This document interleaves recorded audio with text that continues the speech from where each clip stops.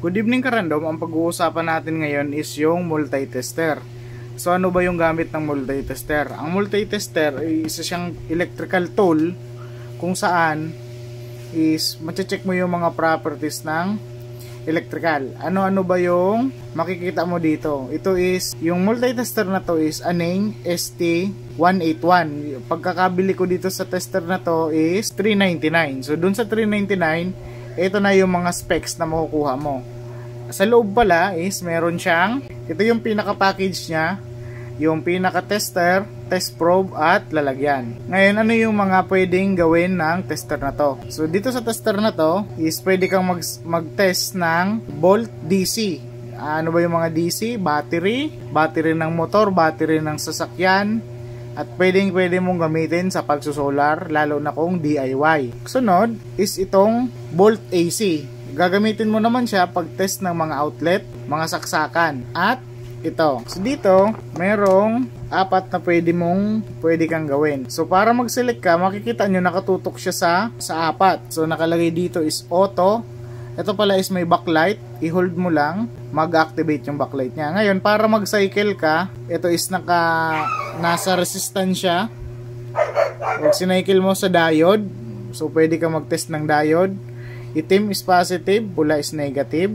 Tapos, ito is continuity. Kung mag-check ka ng line, kung dugtong, yan. Kapag dugtong yung chine-check mo is, yan yung lalabas. Tapos, makikita mo, nakikita mo na siya dun sa ilaw, tapos naririnig mo siya, may buzzer pa siya. Tapos, yung isa is capacitance. Saan ito pwedeng gamitin? Sa mga capacitor. Usually kung nagdi-DIY ka, ano ba yung may mga capacitor? Electric fan, washing machine, yung may mga motor. Usually may mga capacitor sila. So yan yung gamit mo doon. Sunod is hertz. Ano naman yung hertz or frequency?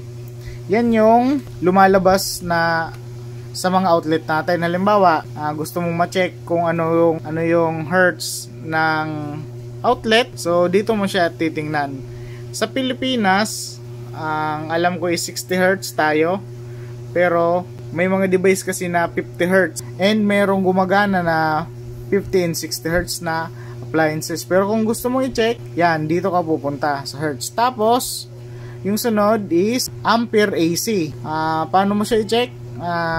Kailangan ito na yung clamp gagamitin mo sa kanya, and para makakuha ka ng reading is isang linya lang ang ika-clamp mo. So dito, halimbawa, pag lilampo yan ng ganyan, wala kang magiging reading, error yan. Kasi yung line tsaka neutral magkasama. Dapat isang linya lang. Tapos yung pinakahuli, ito yung non-contact bolt. So, mapapansin nyo, pag nadikit siya sa wire, ayan, masisense niya kung may buhay na linya sa linya na yon. Halimbawa, ito, yan.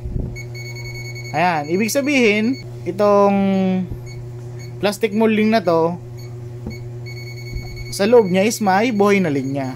Yan. Yan, buhay na linya. Yan yung gamit ng NCB. So yan, sa halagang $399, ito na yung makukuha mong specs in picture. So yan, salamat po. Sana ay may natutunan kayo. Paki-like and subscribe, and yan. Thank you.